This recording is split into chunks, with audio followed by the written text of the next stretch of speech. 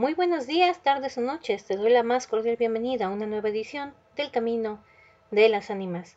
Esta vez hablaremos sobre El Monte de las Ánimas, un relato de terror del escritor español Gustavo Adolfo Bécquer, mismo que fue publicado en la antología Leyendas. El Monte de las Ánimas es sin duda uno de los grandes cuentos de terror del maestro Gustavo, y constituye una leyenda que, en cierto modo, presagia a las contemporáneas leyendas urbanas. En este caso, la historia se centra en un joven llamado Alonso, que intenta complacer a su prima durante la Noche de los Difuntos, es decir, la Noche de Todos los Santos. Este magnífico relato fue publicado junto a otras 16 leyendas en la edición del 7 de noviembre de 1862 del periódico El Contemporáneo. Antes de comenzar con el relato, recuerda que puedes seguirnos en todas las redes sociales que aparecerán en la caja de descripción. Asimismo, ayudarías muchísimo suscribiéndote y dándole un pulgar arriba a este video. Si te gustó, compártelo con alguien que crea que le pueda gustar este tipo de relatos. Y ahora sí, comenzamos con la historia. La noche de difuntos me despertó a no sé qué hora. El redoble de las campanas, su sonido monótono y eterno, me trajo a la mente esta tradición que oí hace poco en Soria. Intenté dormir de nuevo. ¡Imposible! Una vez aguijoneada, la imaginación es como un caballo que se desboca y al que no sirve tirarle la rienda. Por pasar el rato, me decidí a escribirla. Como efecto, lo hice. Ya la había oído en el mismo lugar en el cual acaeció, y la he escrito volviendo algunas veces la cabeza con miedo cuando sentía crujir los cristales de mi balcón estremecidos por el aire frío de la noche. Sea de ello lo que quiera, ahí va, como el caballo de copas. Atad los perros, haced la señal con las trompas para que se reúnan los cazadores. Demos la vuelta a la ciudad. La noche se acerca, ese día de todos los santos, y estamos en el monte de las ánimas. ¡Tan pronto! Hacer otro día no dejará ya de concluir en ese rebaño de lobos que en las nieves de Montecayo ha arrojado de sus madrigueras. Pero hoy es imposible. Dentro de poco sonará la oración en los templarios y las ánimas de los difuntos comenzarán a tener su campaña en la capilla del monte. ¿En esa capilla ruinosa? ¡Bah! ¿Quieres asustarme? No, hermosa prima. Tú imaginas cuando sucede en este país, porque aún hace un año que has venido a él desde muy lejos. Refrena tu yegua, yo también podrá la mía al paso. Y mientras dure todo esto, te contaré esta historia. Los pajes se han reunido en alegres y bulliciosos grupos. Los condes de Borges y de Cudiel montaron en sus magníficos caballos, y todos juntos siguieron a sus hijos Beatriz y Alonso, que parecían la comitiva a bastante distancia. Mientras duraba el camino, Alonso narró estos términos la prometida historia. Ese monte que hoy llaman de las ánimas pertenecía a los templarios, cuyo evento ves ahí, al margen del río. Los templarios eran guerreros y religiosos a la vez. Conquistada Soria a los árabes, el rey los hizo venir de lejanas tierras para defender la ciudad por la parte del puente, haciendo en ello notable agravio a sus nombres de Castilla, que así hubieran solo sabido defenderla como solo los conquistadores saben. Entre los caballeros de la nueva y poderosa orden y los hidalgos de la ciudad fermentó por algunos años y estalló al fin un odio profundo. Los primeros tenían acostado ese monte, donde reservaban casa abundante para satisfacer sus necesidades y contribuir a sus placeres. Los segundos determinaron organizar una gran batida en el coto, a pesar de las severas prohibiciones de los clérigos con sus espuelas, como llamaban a sus enemigos. Cundió la voz del reto, y nada fue parte de detener a unos de su manía de cazar y a los otros de su empeño de estorbarlo. La proyectada expedición se llevó a cabo. No se acordaron de ella las fieras. Antes, la tendrían presente tantas madres como arrastraron sentados de lutos por sus hijos. Aquello no fue una cacería, fue una batalla espantosa. El monte quedó sembrado de cadáveres. Los lobos, a quienes se quiso exterminar, tuvieron un sangriento festín. Por último, intervino la autoridad del rey. El monte, maldita ocasión de tantas desgracias, se declaró abandonado, y la capilla de los religiosos, situada en el mismo monte y en cuyo atrio se enterraron juntos amigos y enemigos, comenzó a arruinarse. Desde entonces se dice que cuando llega la noche de los difuntos, se oye el doblar una sola campana de la capilla, y que las ánimas de los muertos, envueltas en jirones con sus sudarios, corren como una cacería fantástica por entre las breñas y los zarzales. Los ciervos braman, espantados, los lobos aúllan, las culebras dan horrorosos silbidos, y al otro día se han visto impresas en la nieve las huellas de los encarnados pies de los esqueletos. Por ello, en Soria le llamamos el Monte de las Ánimas, y por eso he querido salir de él antes de que cierre la noche. El relato de Alonso concluyó justamente cuando los jóvenes llegaban al extremo del puente que da paso a la ciudad de aquel lado. Allí esperaban al resto de la comitiva, la cual, después de incorporarse los dos jinetes, se perdió por entre las estrechas y obscuras calles de Soria. Los servidores acababan de levantar los manteles, y la alta chimenea gótica del palacio de los condes de Acudiel despedía un vivo resplandor iluminado algunos grupos de damas y caballeros que alrededor de la lúgubre conversaban finalmente, y el viento azotaba los emplomados vidrios de las ubijas del salón. Solas dos personas parecían ajenas a la conversación general, Beatriz y Alonso. Beatriz seguía con los ojos, absorta en un vago pensamiento, los caprichos de la llama, mientras Alonso miraba el reflejo de la hoguera chispear en las azules pupilas de Beatriz. Ambos guardaban hacía un rato un profundo silencio. Las dueñas referían a propósito de la noche de difuntos cuentos tenebrosos en los cuales los espectros y aparecidos representaban el principal papel, y las campanas de las iglesias de Soria doblaban a lo lejos con un teñido monótono sonido triste. «Hermosa prima», exclamó al fin Alonso, rompiendo el largo silencio en el cual se encontraban. «Pronto vamos a separarnos, tal vez para siempre. Las áridas llanuras de Castilla, sus costumbres toscas y guerreras, sus hábitos silenciosos y patriarcales, sé que no os gustan. Te he oído suspirar varias veces. ¿Acaso por algún galán de tu lejano señorío?» Beatriz hizo un gesto de fría indiferencia. Todo un carácter de mujer se reveló en aquella desdeñosa contracción de sus delgados labios. «Tal vez por la pompa de la corte francesa, donde hasta aquí has vivido», se apresuró a añadir el joven. «De un modo o de otro, presiento que no tardaré en perderte. Al separarnos, quisiera que llevases una memoria mía. ¿Te acuerdas cuando fuimos al templo a dar gracias a Dios por haberte devuelto la salud que viniste a buscar en esta tierra? El joyel que sujetaba la pluma de mi gorra cautivó tu atención. ¡Qué hermoso estaría sujetando el velo sobre tu obscura cabellera! Ya he aprendido el de una desposada. Mi padre se lo regaló a la que me dio el ser, y ella lo llevó al altar. ¿Lo quieres?» «No sé, en el tuyo», contestó la hermosa, «pero en mi país una prenda recibida compromete a una voluntad. Solo un día de ceremonia debe aceptarse un presente de manos de un deudo, que aún puede ir a Roma sin volver con las manos vacías». El acento helado con que Beatriz pronunció estas palabras turbó el momento al joven, que después de serenarse dijo con tristeza: «Lo sé, prima, pero hoy se celebran todos los santos, y el tuyo ante todos. Hoy es día de ceremonias y presentes. ¿Quieres aceptar el mío?» Beatriz se mordió ligeramente los labios y extendió la mano para tomar la joya, sin añadir una palabra más. Los dos jóvenes volvieron a quedarse en silencio, y volviéndose a oír la cascada, una voz de las viejas que hablaban de brujas y de trasgos, y el zumbido del aire que hacía crujir los vidrios de las ojivas, y el triste y monótono doblar de las campanas. Al cabo de algunos minutos, el interrumpido diálogo tomó a mudarse de nuevo.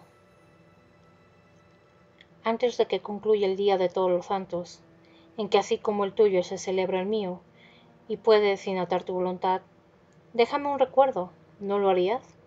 Dijo él, clavando una mirada en la que su prima, con el brillo como un relámpago, iluminaba por un pensamiento diabólico. ¿Por qué no? Exclamó, llevándose la mano al hombro derecho como para buscar alguna cosa entre los pliegues de su ancha manga de terciopelo bordado de oro. Después, con una infantil expresión de sentimiento, añadió: ¿te acuerdas de la bandana azul que llevé hoy a la cacería? Y que por no sé qué emblema de su color me dijiste que era la divisa de tu alma. ¿Sí? Pues la he perdido. Se me ha perdido. Y pensaba dejártela como un recuerdo. ¿Se ha perdido? ¿Y en dónde? Preguntó Alonso, incorporándose de su asiento y con una indescriptible expresión de temor y esperanza. No sé. En el monte, tal vez. En el monte de las ánimas, murmuró, palideciendo y dejándose caer sobre la silla. En el monte de las ánimas. Luego prosiguió con voz entrecortada y sorda. Tú lo sabes, porque lo habrás oído 1000 veces, y en la ciudad y en toda Castilla. Me llaman el rey de los cazadores. No he habiendo aún podido probar mis fuerzas en los combates como en mis antecedentes. He llevado esta diversión, en la imagen de la guerra, todos los bríos de mi juventud, todo el ardor, todo lo heredado de mi raza. La alfombra que pisan tus pies son despojos de fieras que han muerto por mi mano. Yo conozco sus guaridas y sus costumbres, y he combatido con ellas día y noche, a pie y a caballo, solo y en batida, y nadie dirá que me he visto huir del peligro en ninguna ocasión. Otra noche volvería por esa banda, y volaría gozoso como en una fiesta. Y sin embargo, esta noche, ¿a qué ocultártelo? Tengo miedo. Oyes, las campanadas doblan, la oración ha sonado en San Juan del Duero, las ánimas del monte comenzarán ahora a levantar sus amarillentos cráneos entre las malezas que cubren sus fosas. Las ánimas, cuya sola vista puede helar de horror la sangre del más valiente, torna sus cabellos blancos y arrebatarle lo torbellino de su fantástica carrera como una hoja que arrastra el viento sin que sepa dónde va. Mientras el joven hablaba, una sonrisa imperceptible se dibujó en los labios de Beatriz, que, cuando hubo concluido, exclamó con un tono indiferente, y mientras atizaba el fuego del hogar, donde saltaban y crujía la leña, arrojando chispas de 1000 colores. ¡Oh! Eso de ningún modo. ¡Qué locura! ¿Ir ahora al monte por semejante frijolera? ¿Qué va? Una noche tan oscura, noche de difuntos, y cuajado del camino de lobos. No, eso no puede ser.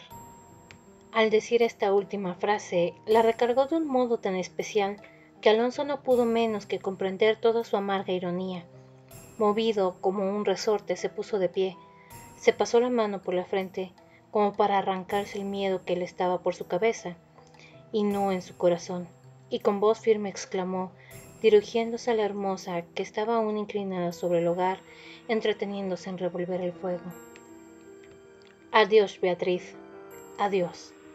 Hasta pronto. ¡Alonso! ¡Alonso! Dijo ésta, volviéndose con rapidez, pero cuando quiso o aparentó querer detenerle, el joven había desaparecido. A los pocos minutos se oyó el rumor de un caballo que se alejaba a todo galope. La hermosa, con una radiante expresión de orgullo satisfecho que coloreó sus mejillas, prestó atento oído a aquel rumor que se debilitaba, que se perdía, que se desvaneció por último. Las viejas, en tanto, continuaban con sus cuentos de ánimas aparecidas. El aire zumbaba en los vidrios del balcón y las campanas de la ciudad doblaban a lo lejos. Había pasado 1 hora, 2, 3. La medianoche estaba a punto de sonar y Beatriz se retiró a su oratorio. Alonso no volvía. Cuando en menos de 1 hora pudiera haberlo hecho.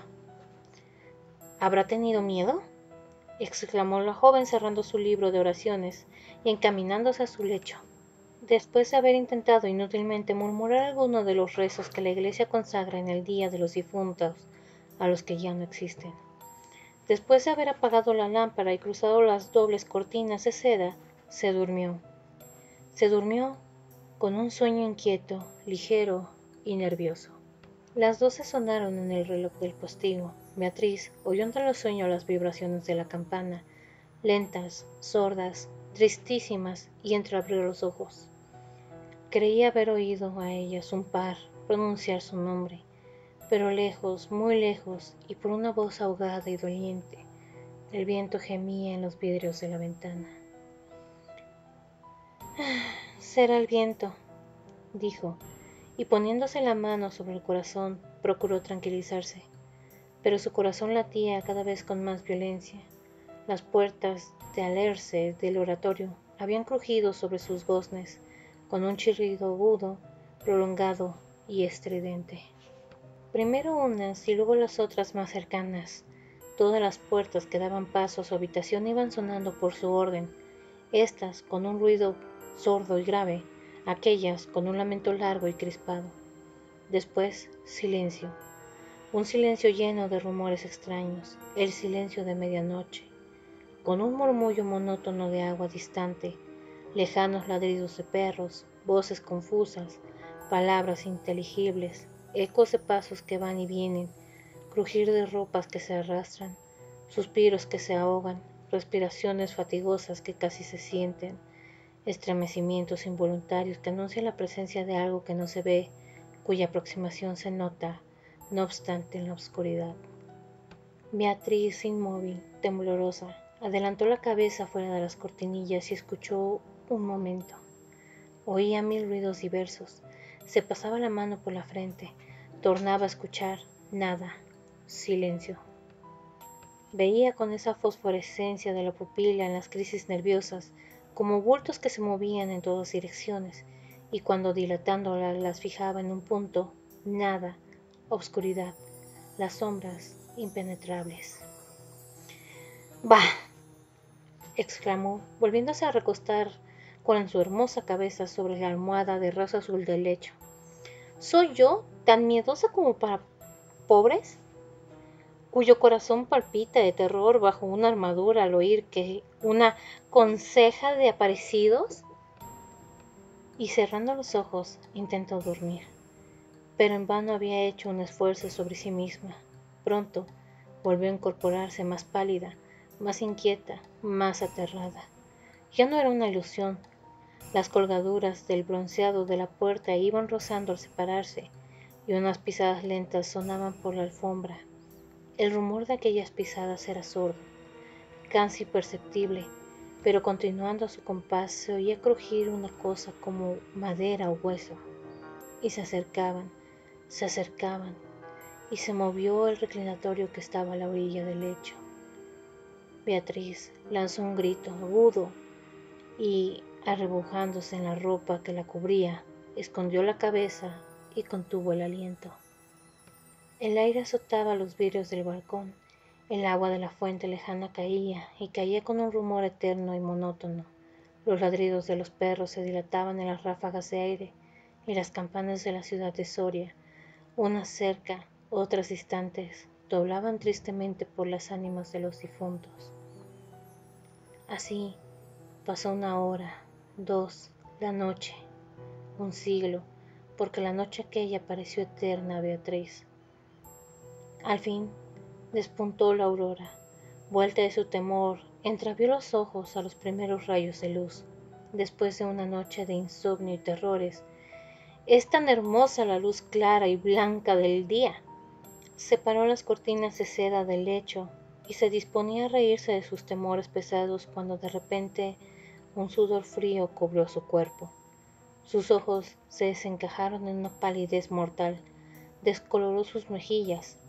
Sobre el reclinatorio había visto sangrienta y desgarbada la banda azul que perdiera en el monte, la banda azul que fue a buscar a Alonso.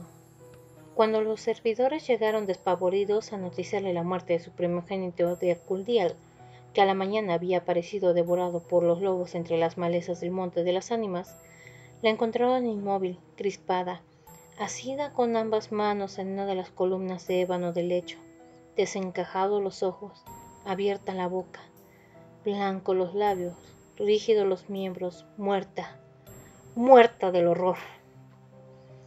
Dicen que después del acaecido este suceso, un cazador extraviado que pasó la noche de difunto sin poder salir del monte de las ánimas y que al otro día, antes de morir, pudo contar lo que viera, refirió cosas horribles.